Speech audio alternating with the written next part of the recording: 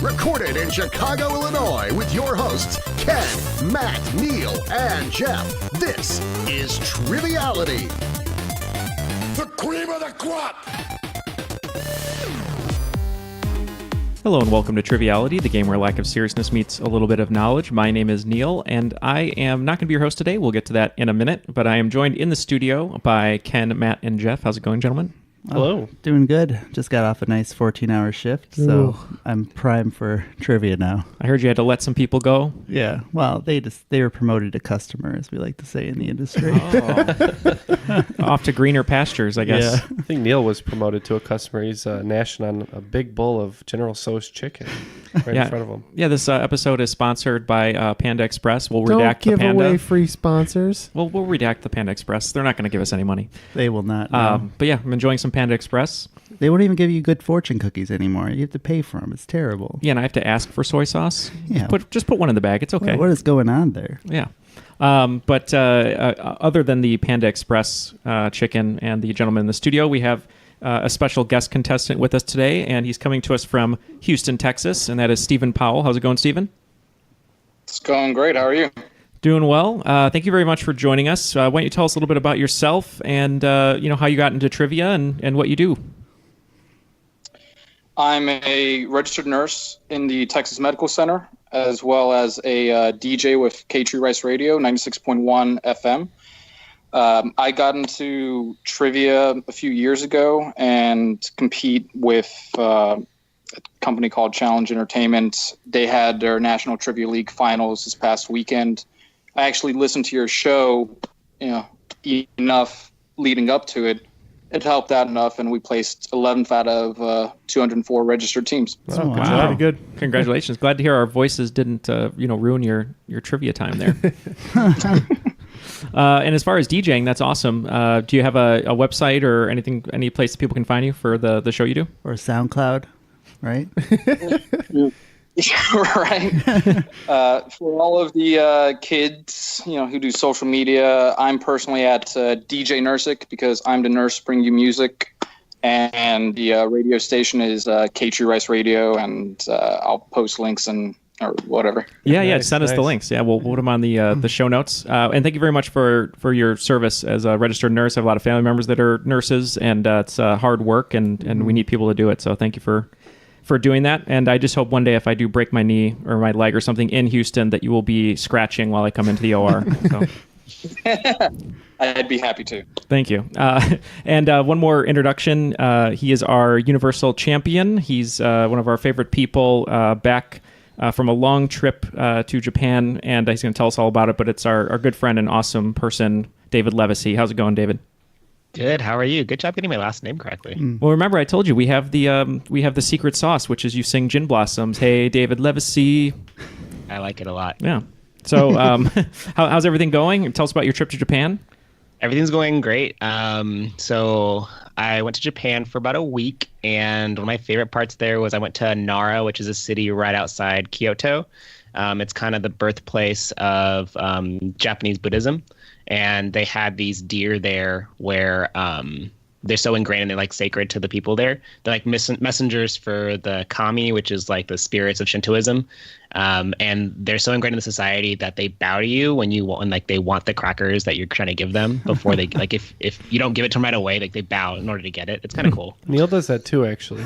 When he wants the crackers. Yeah, when I want a cracker, I bow. That's correct. If I'm not mistaken, the crackers near that shrine are the original origin of actual Chinese fortune cookies, which we were discussing earlier, thanks to Neil's Panda Express. So they were originally a Japanese cookie. Then we interned all the Japanese people following World War II, and the Chinese took over a lot of the Japanese business, and Chinese fortune cookies were born. So there you go. There's a little history for you before the trivia. Yeah. And I don't know about you, David, but my favorite part of my trip to Japan was the plane ride back. Oh my gosh. Well, yeah, no, that's pretty cool. It's horrible, so isn't it? I got back Wednesday, and then on Saturday I slept probably 18 hours. Yeah. And now I think my system's all caught up. I don't know. We'll see. I had a similar experience where I woke up and I had no idea where I was. when we go, I'm going to just try and keep Central Time from the U.S. the whole time. It's like all I'm gonna do is Just is really sing enjoy the karaoke. nightlife. Yeah, I'm just singing karaoke. Yeah, sure. Well, I think Jeff is going to team up with Steven over there. And he had a great team name that he came up with that his trivia team usually does. And what is that, Steven? We are the Quizzly Bears. The Quizzly Bears. All right. The and, Quizzly Bears looking for that honey. I guess in honor of Neil's dinner, me and Matt are going to team up and be General Triviality's chicken. How about that?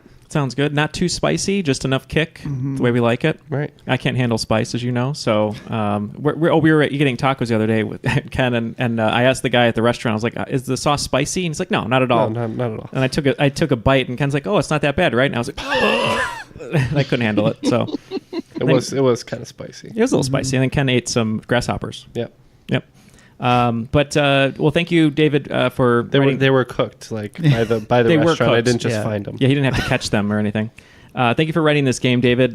David, as you guys might know, is coming to us from Austin, Texas. And in honor of this game today, I'm not going to be playing. I'm going to be scorekeeping, playing by myself. So if I do win, it counts. If I don't, it's okay. But I do have a fortune cookie over there. So the winner will get to open the fortune cookie, and we'll see what happens in bed. So classic fortune cookie Humor. game there. Humor, yeah. All right. Well, if you guys are good to go, I'm going to throw it to the rules guy. The rules of the game are simple. 20 questions split into 2 rounds worth 10 points apiece. At halftime, there'll be a special swing round designed by this week's host. After regulation, players will enter the final round with the points that they've accumulated and will have a chance to wager 0 to 30 points on 5 categorized questions. At the end of the game, someone will be named the cream of the crop. Oh, I'm talking about all the way to the top, yeah. We got to get him to do it in Japanese too. It could be possible. I bet he could. He's a professional. Yeah. I mean, give him some I like time. that idea. Yeah. Give him some time. He'll learn it. Give him some money, probably more like. Or some money. I prefer him to do it with no script, just to learn it by heart. All right. Well, David, let's throw it to you, and you can take over from here. Neil can enjoy All his right. chicken. All right, round 1, question 1. You heard it in church first. Born in Halle, Germany, what Baroque composer is responsible for the popular Hallelujah chorus known from the Messiah Oratorio? Okay, I think me and Matt are going to lock in. All right. Well, with Ken and Matt locked in, Stephen, I have an immediate thought on this, but I wanted to get your feedback. What did you think on this one?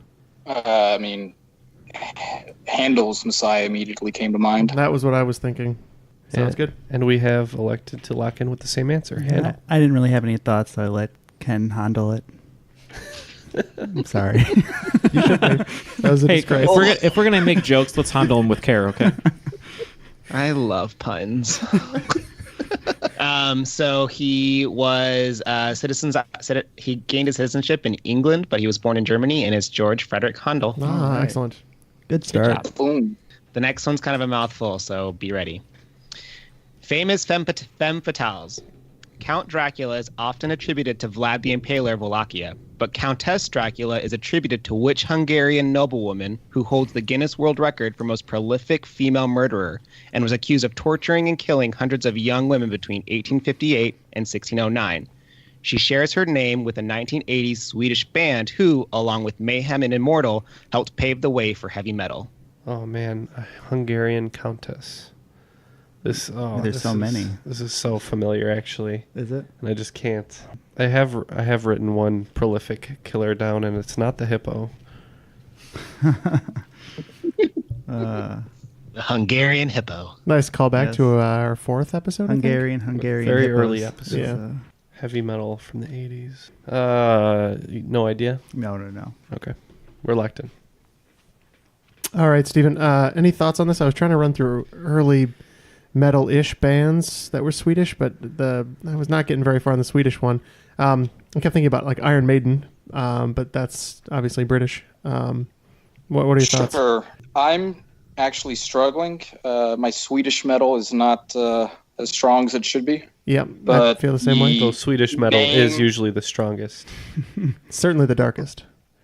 I don't know. The name that came to mind, at least, was Queensryche.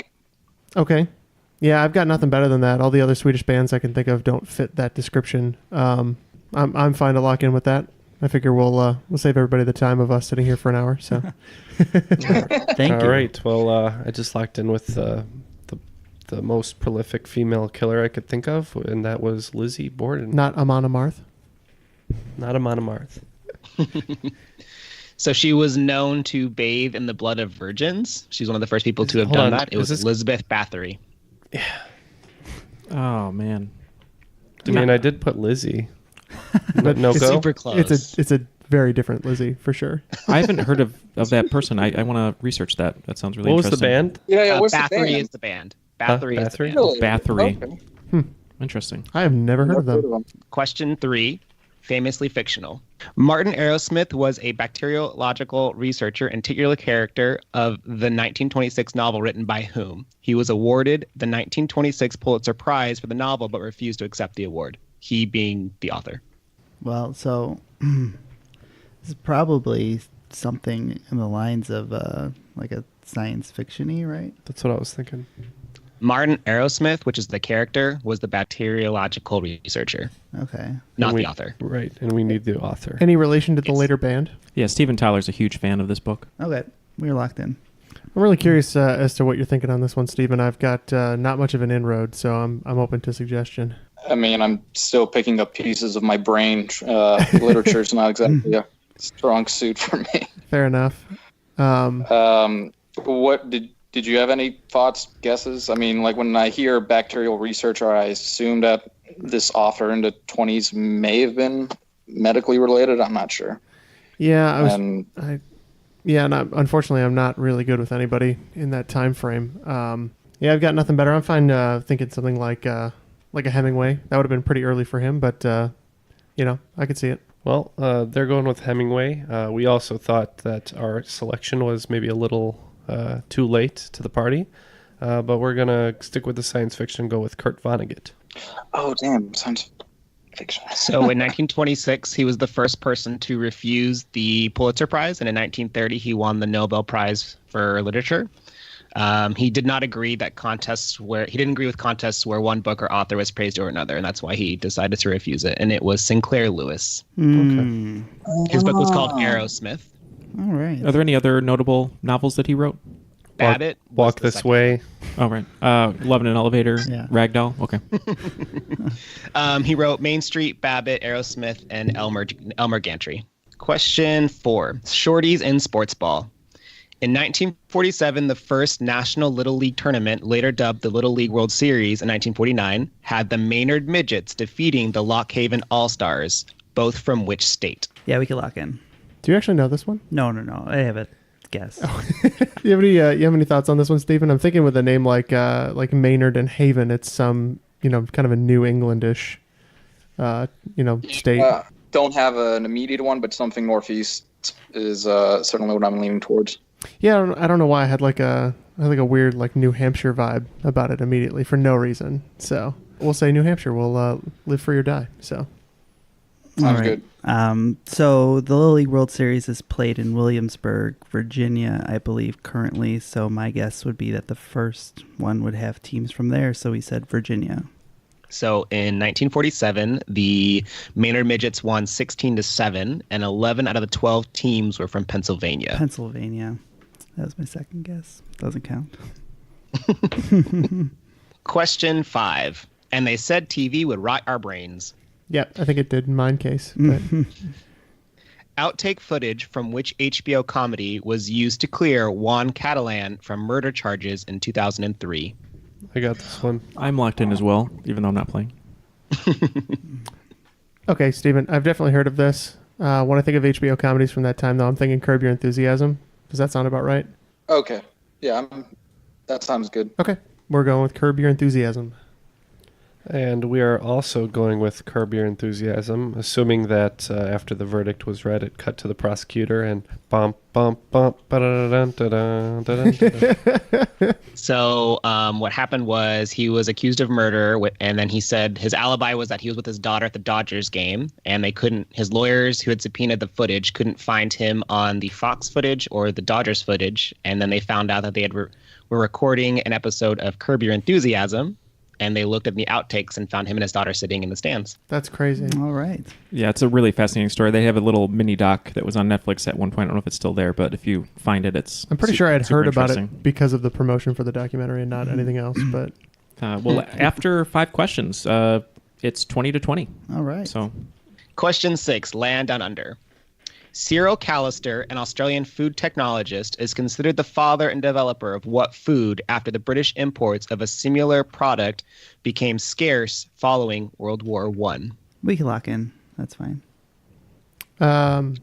Stephen, my gut goes to Vegemite on this one. We joke about it on the show. I can't think of anything else that would be distinctly different. If I'm reading the room right, the gentleman across the table seemed to think similarly, I would guess. But yeah, I'm thinking Vegemite, so I don't know how you feel about that, but That works for me. okay. I think we're going to lock in with Vegemite. Yeah, we're thinking the same. And if it's Australian, it's food. We're thinking Vegemite. So we said Vegemite. The British version was the B vitamin spread, and it's Vegemite. All right. Vegemite sounds more appetizing somehow How- than B vitamin spread. I actually called 4 stores yesterday to try to get Vegemite in today so you would eat it on camera, Yeah. but I couldn't find it, so we have to order it online. I have it. You have it at home? I still have it. That's Oh. expired. It I doesn't won't spoil. eat it. I Now won't if, eat it. now, if you win, you will bathe in Vegemite. Something tells me it wouldn't be that It's bad for your good skin. for the skin. Neil's on a bathing kick. It's I'm weird. on a bathing kick. I'm in a very old west. I have to take a 90-degree bath once a month. That type of thing. All right, question 7, familial disputes. The Muslim community split into the Sunni and Shia branches over who was to succeed Muhammad. The Sunnis believed Abu Bakr was the rightful successor, while the Shias believed who was the rightful successor of Muhammad. I took a world religion class. Well, I feel like venturing a guess on this might Be troublesome. be troublesome. I have no idea. Yeah.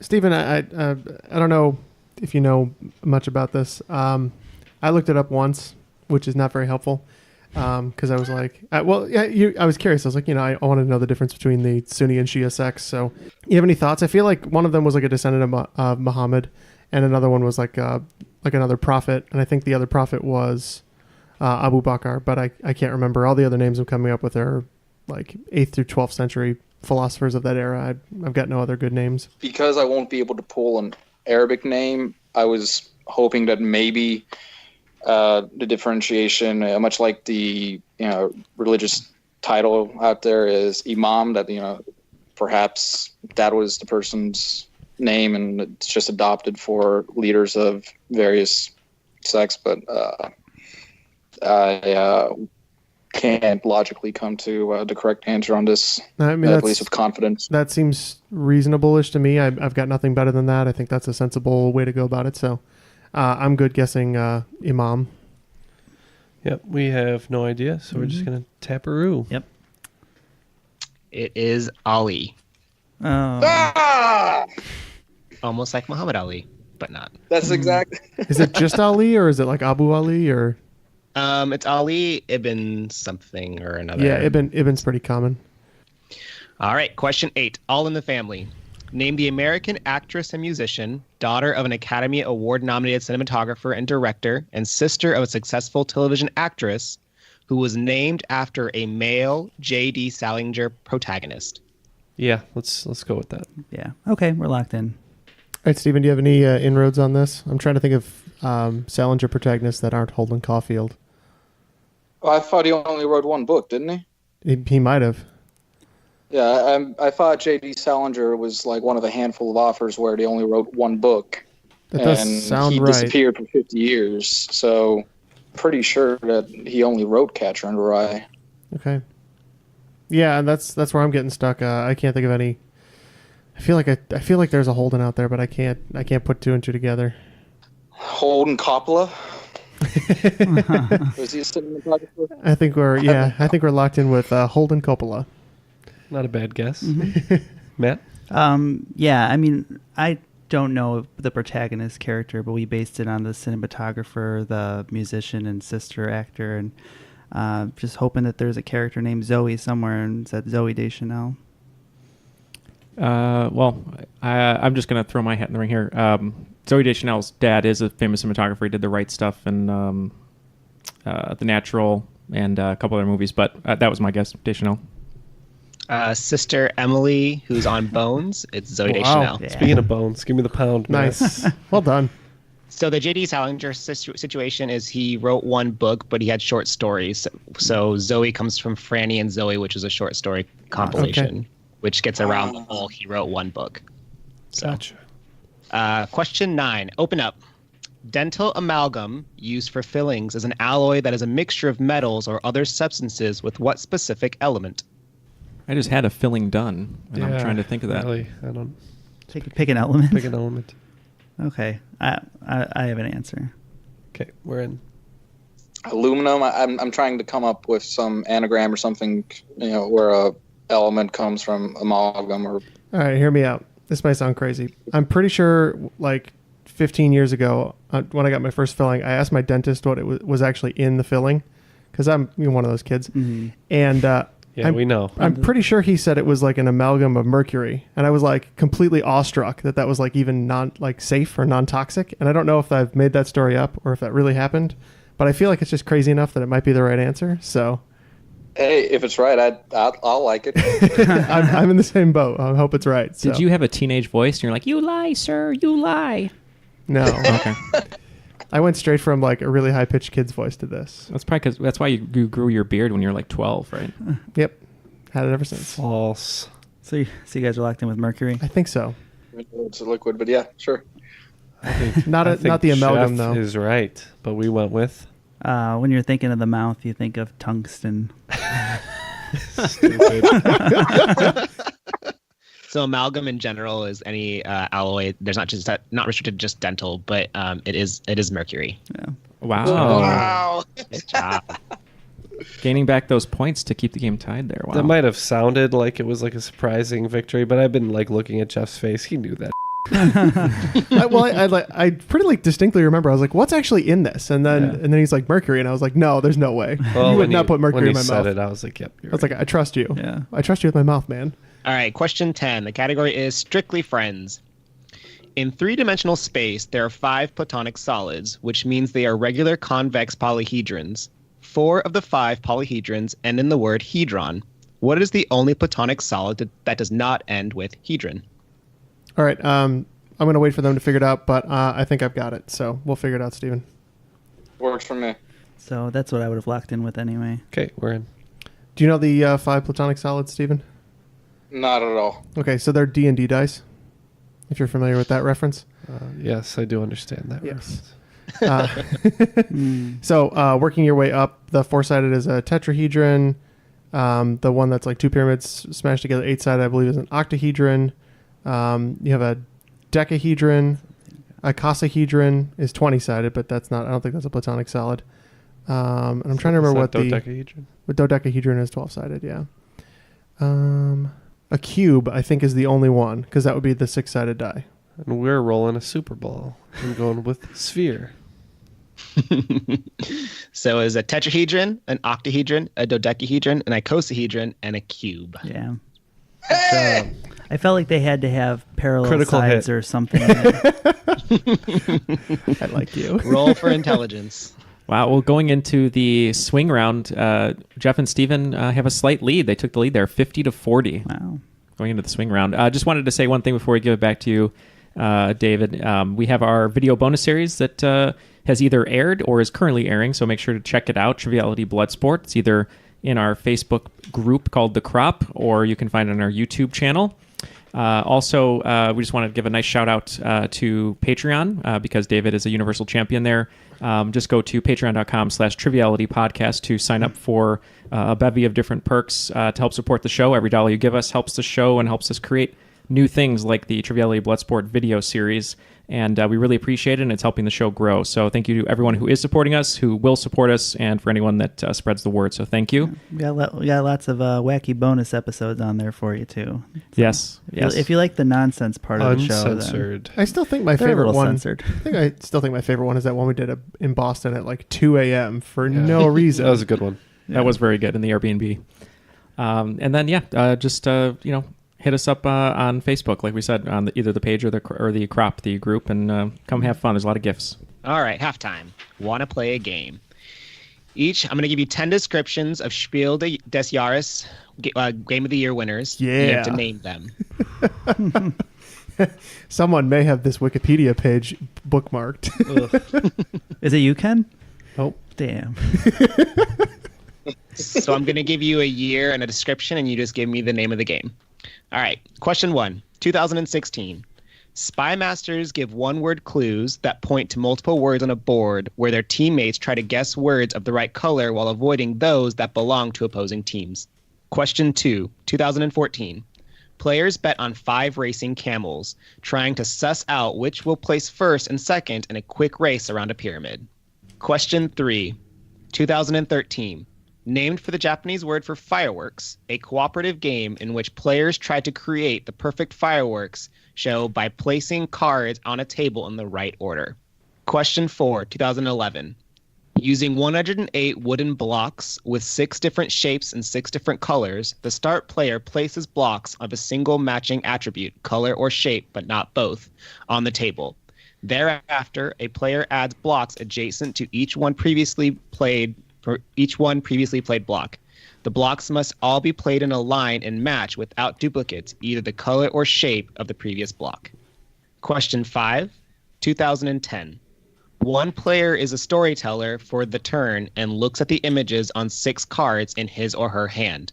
From one of these, she makes up a sentence and says it out loud.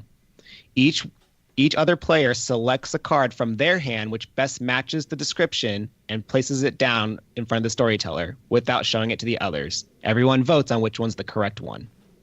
It really sucks when you've played these games and you I can't remember the name. I've played that one for sure. It's one of my favorite games. Question 6, 2009. A medieval-themed deck-building game where each player uses a separate deck of cards to perform actions and buy cards from a common pool. These cards include action, treasure, and victory cards, and a player with the most victory points win. Shout out to Jason. He says this is his favorite card/deck building game. He is wrong because that is Magic the Gathering. Oh, yeah, so good. That's going to be an answer. Question 7, 2004. Never won Spiel. Players collect cards of various types of train cars they then use to claim railroad routes in North America. The longer the route, the more points they earn. Additional points come to those who fulfilled objectives and to the other player who builds the longest continuous route. Question 8, 2001. A tile placement game in which the players draw and place a city, road, cloister, grassland, or a combination tile with a piece of southern France landscape on it.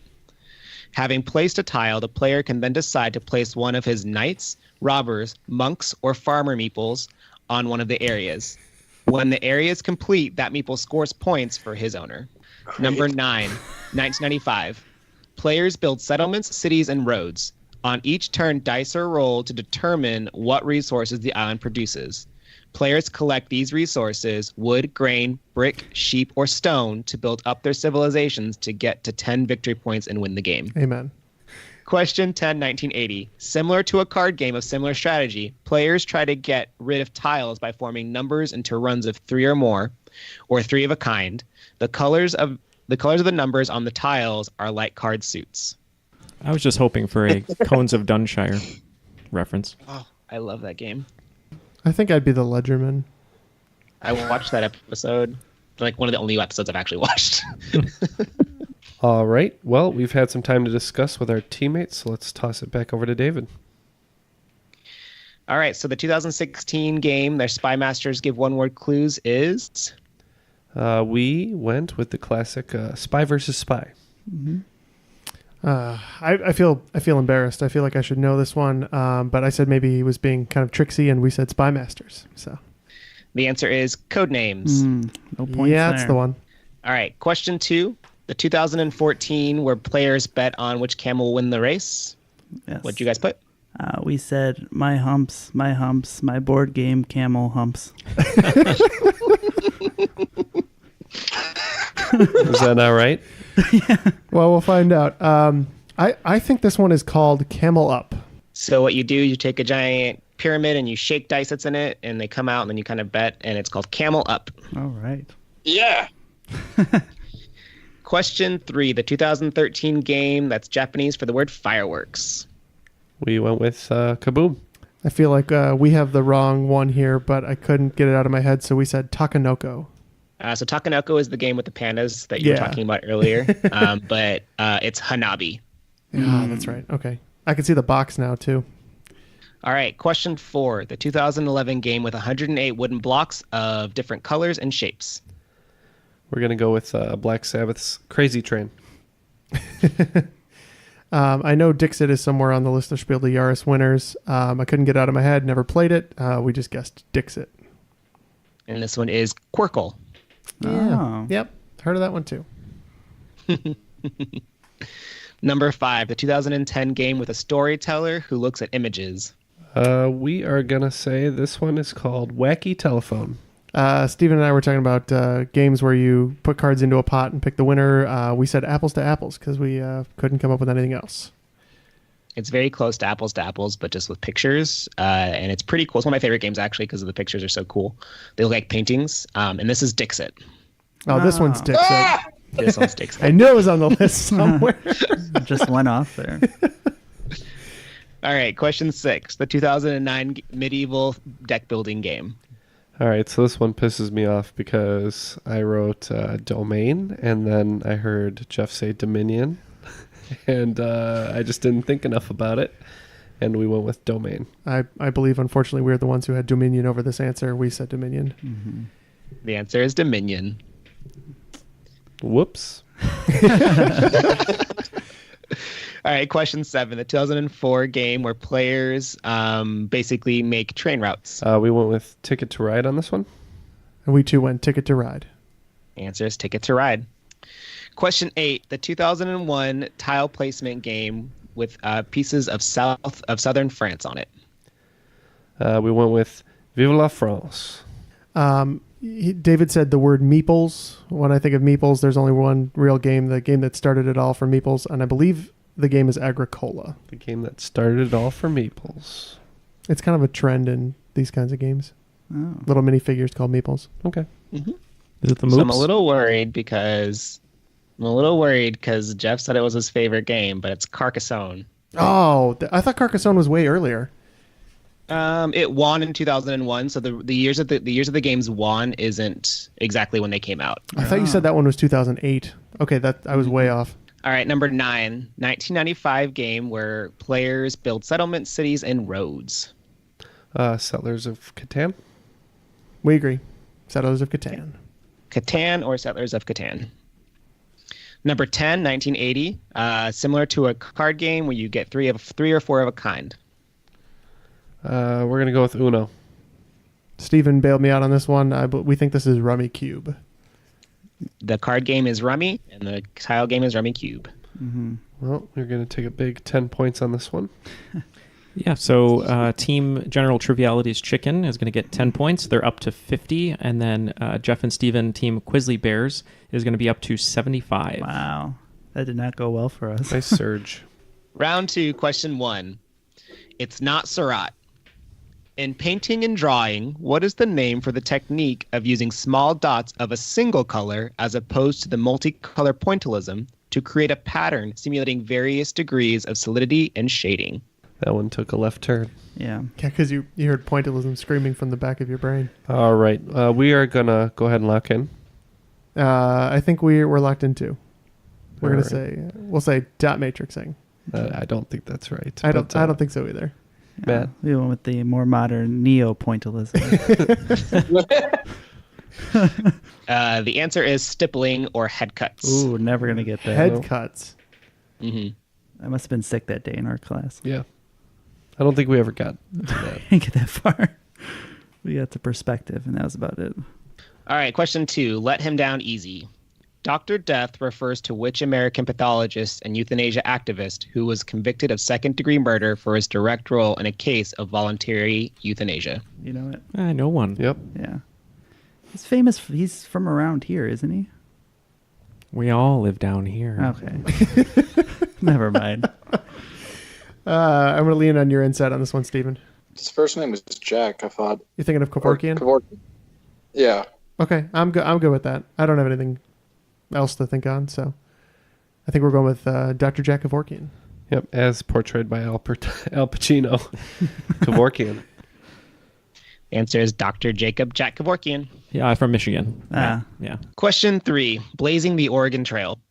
What lucky 1950s musical film takes place in 1850s Oregon where Howard Keel's character brings Millie home to the farm as a wife, starting a chain reaction for his brother's want of wives?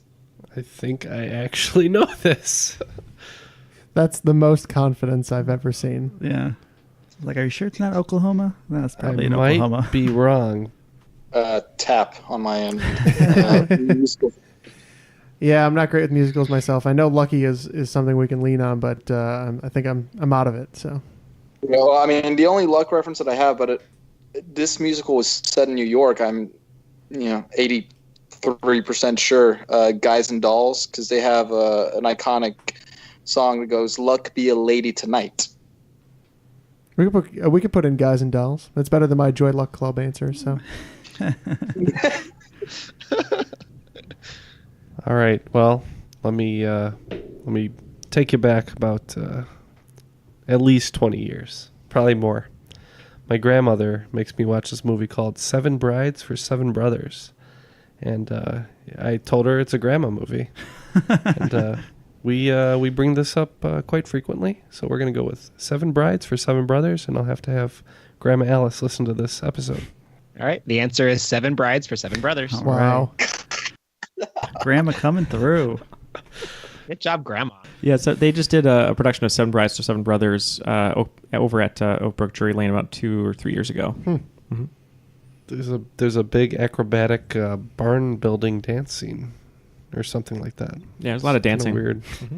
Some kind of musical. Yeah. Yeah, some kind of singing, some kind of dancing. It's almost incomprehensible. Mm-hmm. Question 4, the round's called Tocayo. Tocayo is a word used by some Latin people that signifies a sort of kinship with people who share the same namesake. Niles Crane wife and Mickey Mantle's other half of the M&M Boys would loosely be considered Tocayo because they share what name? We're locked in. We're in. Ooh, I know both of these references. I don't. Are you getting this one, Steven? I did know what Takayo meant because I have customers who share my name, and my one coworker is like, "Oh, it's your Takayo," and I was like, "What the hell?" But then she explained, and I was like, "I still don't get it." But Okay, so Mickey Mantle was married to Marilyn Manson. No, Marilyn Monroe. The beautiful people. The beautiful people. the other half, though, with the M&M Boys, I believe is someone else he played with on the Yankees. And is it Roger Maris? My baseball knowledge is minuscule. Yeah, I don't know. I'm not getting the other half of this. I'm wondering if it's a Fraser reference I don't get or something. But Dr. Fraser Crane. But I've got nothing better than Roger. So That's all I've got is Marilyn Monroe and someone else. okay. Don't call it a comeback. Marilyn Monroe and someone else. That's what you're locking in with? Yes.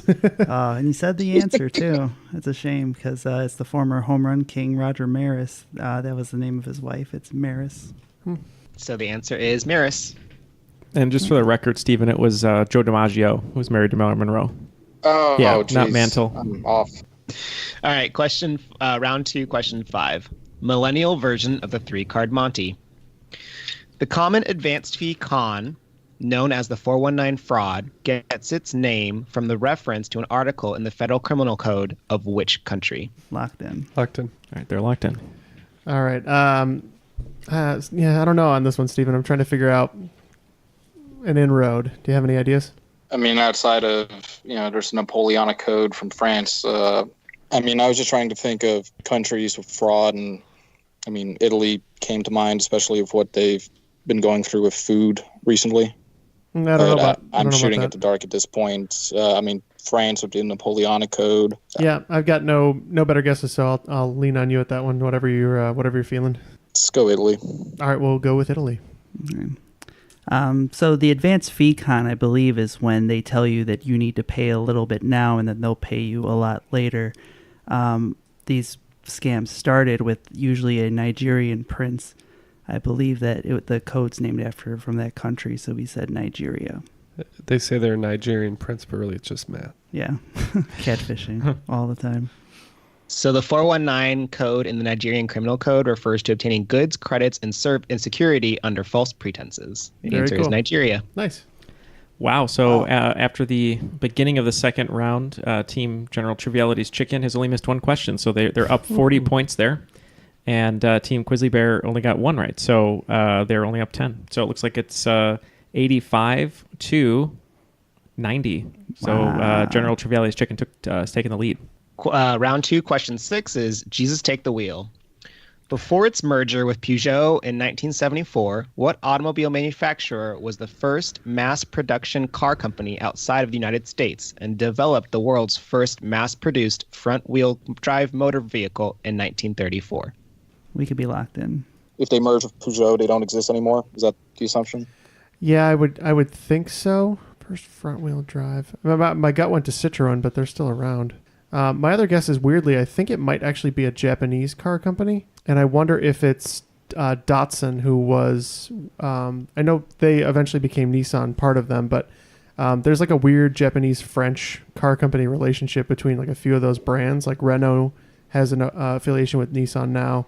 So I wonder if it's like Datsun for some reason, just off the cuff. I mean, I like that more than, Saab. Okay. Or some of the other ones we had. We'll go with Datsun. We're just going to go with Volkswagen because we don't know. In 1974, Peugeot bought 38.2% of this company, and then it later increased when it went bankrupt. It increased it to 89%, and it's Citroen. Oh, wow. Gotta go with the gut. So now they're all under the group PSA, which is like Peugeot, Citroen, DS, Opel, and Vauxhall. All right, question 7. Under pressure. The SI unit for pressure, stress, and tensile strength is named after what Catholic mathematician and physicist? We're locked in. How about Barry? What kind? Like barometer? Oh, yeah. I mean, so pressure isn't like PSI. Yeah, that's pounds per square inch is pressure, and tension would be... Let's say Barry's. That's fine. Marv and Barry. I believe this is Pascal. It is Pascal. Blaise Pascal. All right, question 8. Sino superlatives. Wu Zetian, the de facto ruler of China from 665 to 690, who founded the Zhou dynasty, holds what distinction? While we're waiting, I was going to say that there was some pressure on Paramore's debut album, All We Know Is Falling. Yeah. Oh, I love Paramore. All right, we're going to be in on this. Could you spell the dynasty? Closer now. The dynasty, Zhou. I believe that's Joe. Joe. Sorry. We're good, though. Stephen, I think, is this maybe the first emperor of what we would call China? Because maybe, but I thought it wasn't really considered a Chinese empire until the Qin dynasty. Could be. Qing. Yeah. Or something like that. Yeah. It depends on which romanization. Yeah, I'm gonna guess he's the first emperor to rule over modern day China. Not necessarily be Chinese, but modern day China. And we're gonna say maybe he was just the cutest little emperor and say he was the youngest. So Wu was the first and only empress in Chinese history. They get no point. You get no points, right? That is correct. Was she also the youngest? Okay. She was not. She was definitely she was the youngest empress. Yeah. Half points. Good point. Question 9. I like to check my boxes. Initiating civil service reform, naval modernization, purging corruption in the post office, and being shot in the abdomen by Charles Guiteau is part of the action item list accomplished by which president? Jeff, I think we have this unlocked. You do? Okay, good. I'm happy to discuss, but I think I've got it down to 2, and I'm pretty sure which. So I think we're okay. You guys are locked in? Yeah. All right, dudes who were shot. Garfield, I believe. Mm-hmm. McKinley. Does Garfield seem Reagan. Reagan seems too late for post office reform, right? Garfield and I thought what was the second one? Was Hating Mondays in the list? Yes. Lasagna reform was on the list. Yeah. Someone go with McKinley? McKinley's in the era where we still, right? Where it felt like they're moving away from old-timey ships towards new ships. Yeah, he was the last president of the 1800s. Yeah, it seems like a good time. Let's go McKinley. Also the namesake for the high school in Glee. Oh, wait. What about... Hold on, we're not going McKinley. What about Teddy Roosevelt? He was shot. Let's go Roosevelt. All right, Stephen, what was your thought on this one? I was thinking Reagan, but Yeah, I'm good locking in with Reagan. So all of these actions were accomplished or completed by James A. Garfield. Oh, Should've gone with the thing we first said. Yeah, it was on the board. At least you said it. I feel good about that. Good enough. And did the bullet actually hit Reagan Yeah. in the leg or something? I don't know where it hit him. In the but Gipper or something? It hit him right in the Gipper. All right. All right, last question of the round. Herstory. A groundbreaking 1863 book describing a widespread phenomenon introduced by Betty Friedan as, quote, the problem that has no name, end quote, was given a name in her book's title. What was it? We're locked in. I'm trying to remember because Betty Friedan definitely that name is very familiar, but I think there is something phenomenon, but I'm not getting it. I think we're just gonna have to tap out. All right. So I wrote down something quick. Ken suggested, what was it, the feminine mystique? Yeah. But I thought it was something that people were kind of concerned about, and it's around this time period. It might be too late, but we said reefer madness. Okay. In the early 1960s was the second wave of feminism. The book was titled The Feminine Mystique. Yeah, as soon as that name came up, I was like, oh yeah, that's the one. Know a thing or two about feminist literature. But I got talked out of it. All right, after regulation, it looks like the game is going to be very tight going into the final round. In second place currently are General Trivialities Chicken with 90 points, and in first place, narrowly by 5 points, is the Grizzly Bears with 95. All right, the finals. Your categories are silver screen reincarnations. Second one is not actual carnations. Third one is what intarnations. 4 is some sort of silly nations. And 5 is she goes round in full rotations. All right, all the wagers are locked in, so David, feel free to go through the questions. All right, question 1, silver screen reincarnations. Often cited as an animated version of Akira Kurosawa's Seven Samurai, which Pixar animated full-length film is the only one to technically be written in all lowercase letters? Oh my god. I'm so sad that we did not bet on this. Why? Question 2, not actual carnations. What is the name of the ostentatious ornamentation named after a flower spelled correctly by Anne of Green Gables that is given to dates during homecoming that can be average as large as 2 to 3 feet? Okay. Question 3, what intarnations? What intarnation is a meme used to poke fun at the way Southerners express bewilderment? What English evolutionary biologist, ethologist, and author of books such as The Selfish Gene and God Delusion coined the term meme? Got it. He did? Question 4. Some sort of silly nations. On his many voyages, Lemuel Gulliver visited many lands. The easiest to remember is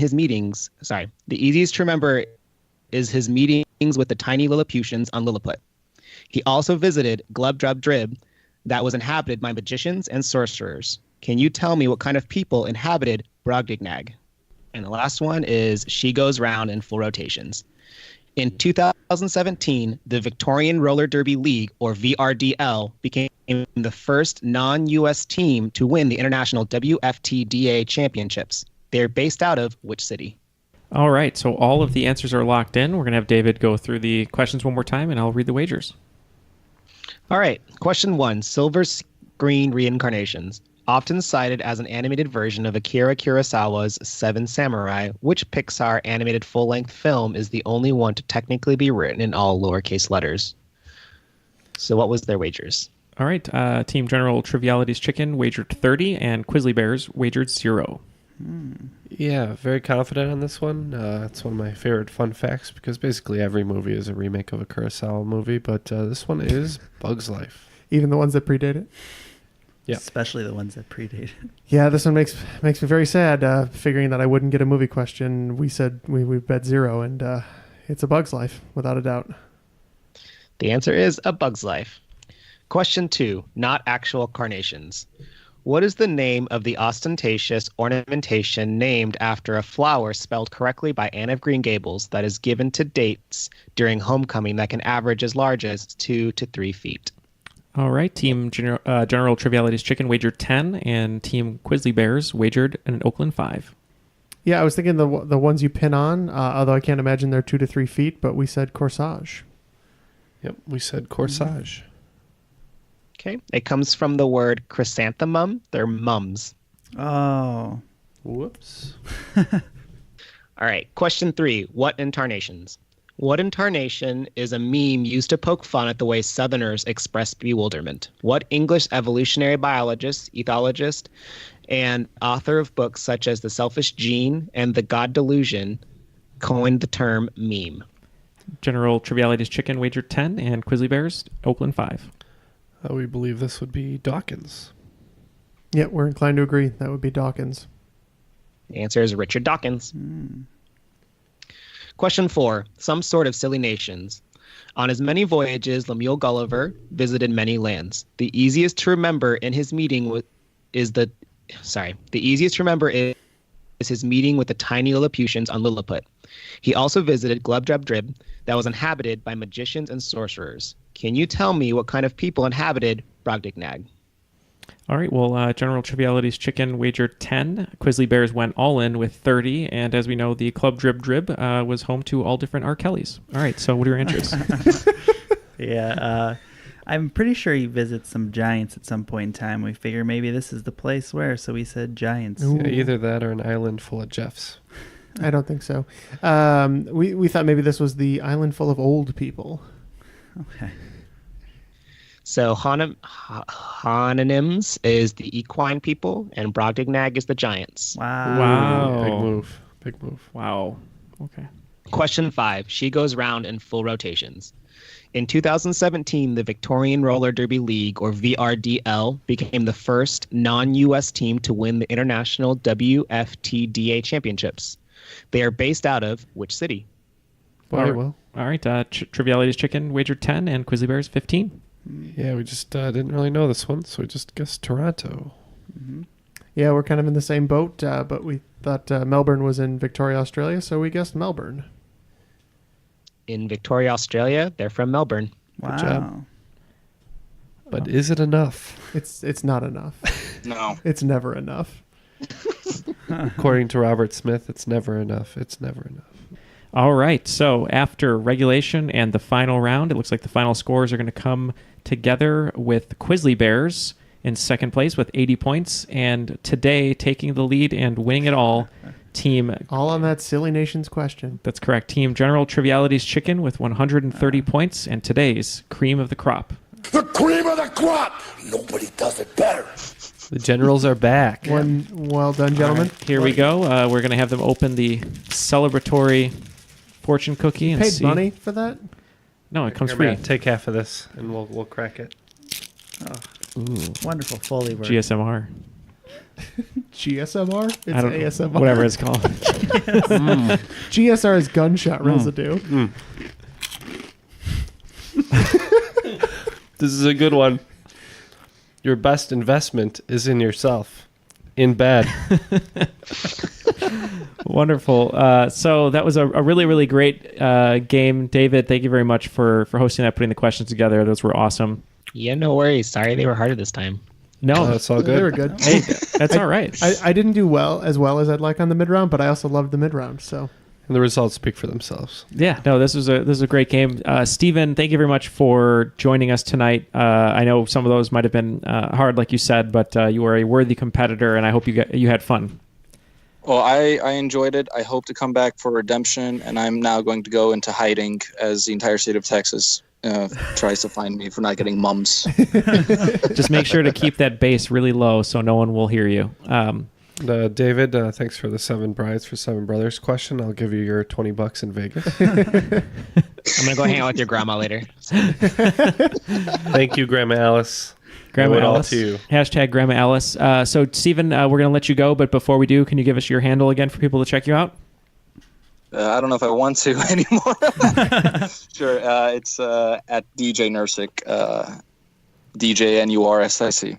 All right. DJ Nursic. Probably not. Thank you. And David, and anything you can leave us with before we close out the show, maybe a lesson from Japan or something from tonight. I don't know. Everybody in Japan's just super nice. So I just feel like in general, just be nice to other people. Hey, that's all we need to hear. That's what Japan is basically just a bunch of David Levacies who are super nice. So you're always super nice. So yeah, thank you very much to David and Steven. Thank you to everyone here in the studio.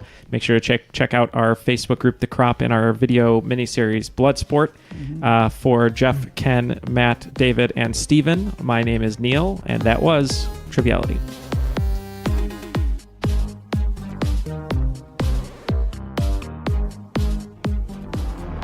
Galstaff, you have entered the door to the north.